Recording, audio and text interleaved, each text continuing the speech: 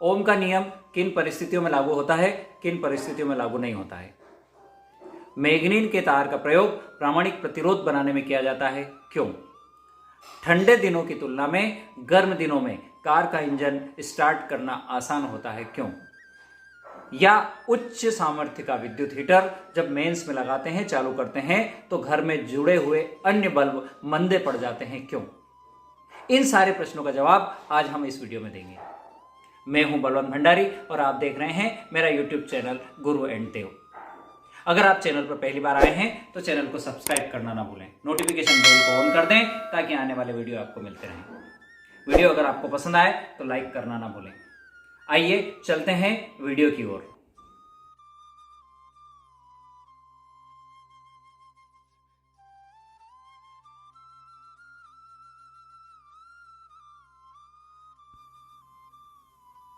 आइए प्रश्नों का क्रम प्रारंभ करते हैं और पहला प्रश्न है हमारा, क्या ओम का नियम सभी चालकों के लिए सत्य है। ओम का नियम लागू होने की अनिवार्यता क्या है। दो प्रश्न यहाँ पर हमने सम्मिलित किए हैं। हम हैं करंट इलेक्ट्रिसिटी यानी विद्युत धारा क्लास 12 फिजिक्स वाले पोर्शन में। प्रश्न का पहला भाग, ओम का नियम केवल धातु चालकों के लिए लागू होता है, यानी धात्विक चालक अगर होते हैं तो उसके लिए ये नियम सत्य है। प्रश्न के दूसरे भाग में पूछा था हमने कि इसके लागू होने की अनिवार्यता क्या है। तो ओम का नियम लागू होने की अनिवार्य शर्त यह है कि चालक की भौतिक अवस्था में कोई परिवर्तन नहीं होना चाहिए, अर्थात लंबाई में कोई परिवर्तन नहीं होना चाहिए, ताप में कोई परिवर्तन नहीं होना चाहिए। अगला प्रश्न हमारा है, उन परिस्थितियों को लिखिए जिसमें ओम का नियम लागू नहीं होता है। जहाँ पर लागू नहीं होता है अर्थात ऐसी कंडीशन जब ओम का नियम लागू नहीं होता है।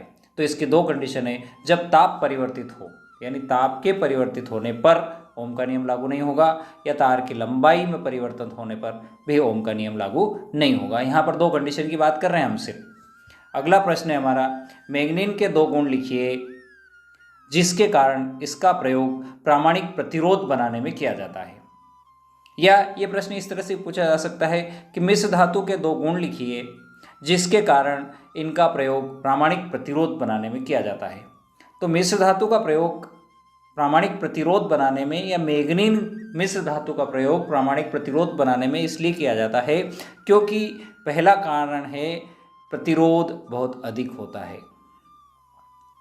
मैग्नीन या मिश्र धातु जो हम यूज़ करते हैं उसका प्रतिरोध बहुत अधिक होता है। और दूसरा है इसका प्रतिरोध ताप गुणांक बहुत कम होता है। प्रतिरोध ताप गुणांक बहुत कम होता है, अर्थात ताप बढ़ाने से प्रतिरोध में नगण्य वृद्धि होती है। ताप बढ़ने से प्रतिरोध में जो वृद्धि होती है वो लगभग नगण्य के बराबर होती है। अगले प्रश्न की ओर चलते हैं। अगला प्रश्न है, ठंडे दिनों की तुलना में गर्म दिनों में कार इंजन को चालू करना आसान होता है, क्यों। यानी अगर ठंड के दिन में हम देखते हैं तो कार को इंजन को स्टार्ट करना प्रॉब्लम आती है, लेकिन गर्मी में इजीली स्टार्ट हो जाती है। उसका मुख्य कारण है कि गर्मियों में कार की बैटरी के अंदर जो विद्युत अपघट्य होता है उसका ताप अधिक होने से इसका आंतरिक प्रतिरोध जाड़ों की अपेक्षा कम होता है। यानी विद्युत अपघट्य का ताप गर्मी में ज़्यादा होता है और ठंड में कम होता है।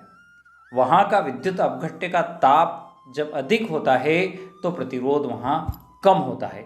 अतः गर्मियों में जाड़ों की अपेक्षा बैटरी से प्रबल धारा ली जा सकती है।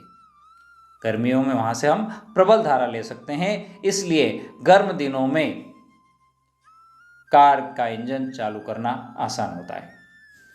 अगला प्रश्न है, क्या कारण है कि उच्च सामर्थ्य का विद्युत हीटर मेंस में लगाने पर घर में जलने रहे अन्य बल्बों की रोशनी कुछ मंद पड़ जाती है। यानी घर के अंदर यदि कोई बल्ब चल रहा हो और वहाँ पर हमने घर के अंदर ही कहीं पर विद्युत हीटर जिसकी सामर्थ्य बहुत अधिक है चालू किया, तो जो बल्ब जुड़े हुए थे वो मंदे पड़ जाते हैं या उनकी रोशनी डीम हो जाती है। इसका कारण है घर में सारे विद्युत उपकरण समानांतर क्रम में जुड़े रहते हैं। ये प्रश्न ऑब्जेक्टिव में भी पूछा जाता है कि घरेलू विद्युत परिपथ कौन से क्रम में रहते हैं, तो घरेलू विद्युत परिपथ समानांतर क्रम में जुड़े होते हैं। जब उच्च सामर्थ्य का विद्युत हीटर मेंस में लगाते हैं तो हीटर में उच्च धारा प्रवाहित होती है। हीटर के अंदर उच्च धारा प्रवाहित होती है और जिससे मेंस में आने वाले तारों में अत्यधिक विभव का पतन हो जाता है। अत्यधिक विभव का पतन हो जाता है। फलस्वरूप बल्ब के सिरों पर विभवांतर का मान क्या हो जाएगा? कम हो जाता है। अतः बल्ब की रोशनी मंद पड़ जाती है। यही कारण है इस घटना चक्र का। अगर वीडियो पसंद आया हो तो लाइक करना ना भूलें। अंत तक देखने के लिए बहुत बहुत धन्यवाद। ओके, जय जिनेंद्र।